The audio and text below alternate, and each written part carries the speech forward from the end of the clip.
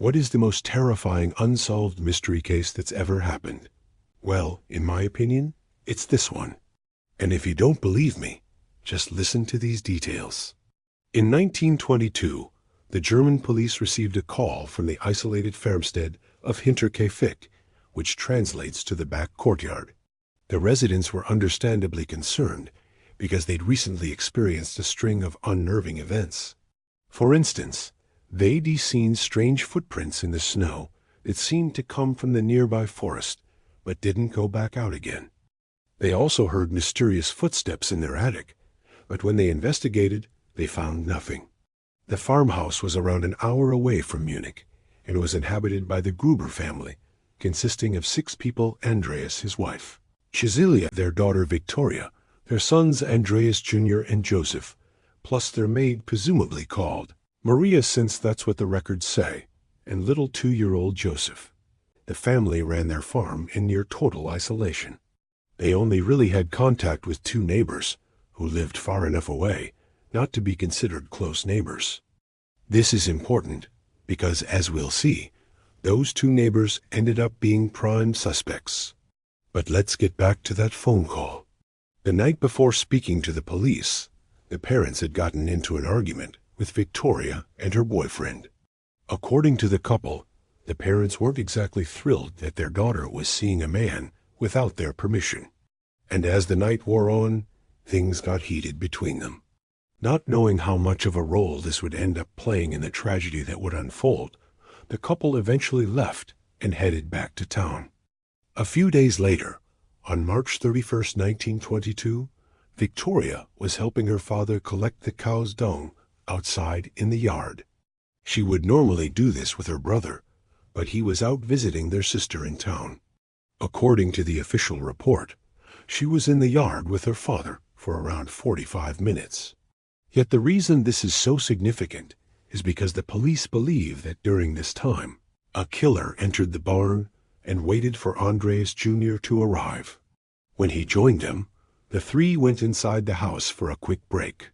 However, while they were inside, the police believe the killer came up behind them, hit Andreas Jr. over the head with a mattock, an axe-like tool used for farming, then dragged his body back to the barn. Afterwards, the killer returned to the house and hid the murder weapon. Then, when he was sure the coast was clear, he led Cecilia and little Joseph into the barn and killed them too. It's believed he lured the mother and son there under the pretense of getting something from the loft. The killer then returned to the house once more and struck Maria and Victoria with the same mattock. He then dragged Victoria's body to the barn, but left Maria in the house. He likely did this because he knew she would soon be discovered and the authorities would begin searching for the killer. So by leaving her alive, he ensured that more victims wouldn't be added to the body count. But why, after all this, did he stay in the house for several days afterwards? Even more disturbingly, the killer kept the fires burning, ate food and fed the animals. And as if this wasn't already bad enough, he slept in little Joseph's bed. On April, Andreas, who was the last remaining victim, finally managed to escape. He hid in the farmhouse cellar for the entire day, eating nothing but some bread and a couple of potatoes. When it got dark, he snuck out the back door and made his way to a neighboring farm where he told the resident what had happened. When the police arrived at the scene, they indeed found 6 bodies stacked on top of each other, partially covered with hay. The authorities conducted autopsies, but because the bodies were so decomposed, they could only determine that the cause of death was blunt force trauma. They couldn't tell which member of the family had been attacked first, or even if they'd been killed on the same day. So how did the police try to find out what had happened? Well, they began by questioning everyone who'd had any contact with the family, starting with the 2 neighbors. The first person they questioned was the neighbor woman. She was specifically asked whether she'd heard any screams during the night of March, but she answered in the negative. She also told the police she'd visited the farm on the morning of April to deliver some milk, but she hadn't entered the house and hadn't seen anyone. She'd simply walked up to the door, knocked, but gotten no answer, so she left and came back home. However, when the police searched the property, they found a small footprint in the soft earth next to the front door, confirming that someone had been there that morning. Suspicions immediately turned to the neighbor woman, but she passed a lie detector test. And although the police never ruled her out as a suspect, they didn't have enough evidence to charge her either. The police then questioned the male neighbor. He was a former soldier who suffered from epilepsy. He'd actually confessed to having an affair with Victoria, something that would have enraged her father. When they asked him if he'd killed the family, he denied it and offered to take a lie detector test. When they asked him if he'd been at the farmhouse at any point after March, he answered in the negative. But here, too, the police found evidence contradicting his statement. A thorough search of his property uncovered the murder weapon and several pieces of clothing belonging to the victims. However, this still wasn't enough to arrest him. The main problem was that the evidence was contaminated due to how long it took the police to find it, so it couldn't be used in court. They did, however, manage to track down Andreas Jr.'s girlfriend and bring her in for questioning. She had no concrete alibi for the evening of March, but she did recall seeing the neighbor man arguing with Victoria and her father in the fields earlier that day. Still, there was no way to prove the neighbor man had been to the farm after March, so he was released. The girlfriend was let go too, as was the neighbor woman, despite the footprint on her property. With no new leads, the investigation quickly stalled. Hundreds of people were questioned, but nobody was ever charged with the crime. To this very day, it remains one of Germany's most infamous unsolved mysteries. But let's say it was solved.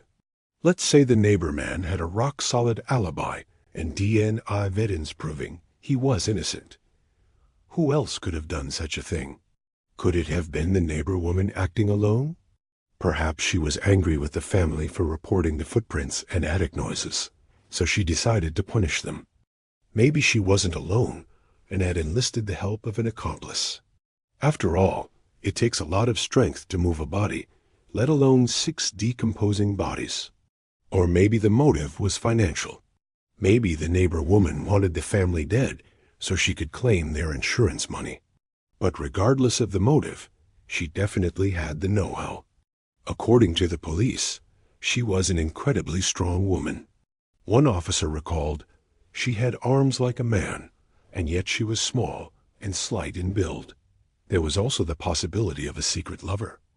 As we mentioned earlier, the neighbor man had an affair with Victoria, but there's no proof it ended there.